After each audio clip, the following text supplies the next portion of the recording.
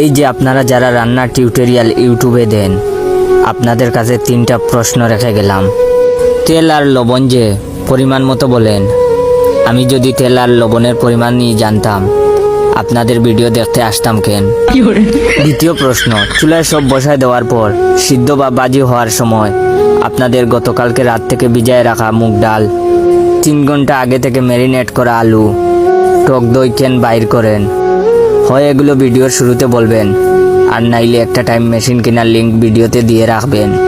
তৃতীয় প্রশ্ন, ভিডিওর টাইটেল সহজ রেসিপি লিখে কেওড়ার জল, বারিস্তার সাথে ব্র্যান্ড করা টক দই, কাসুন্দি, হিমালয়ান সল্ট, উত্তর মেরুর বরফ, মঙ্গল গ্রহের মাটি, এসব কেন যোগ করতে থাকেন?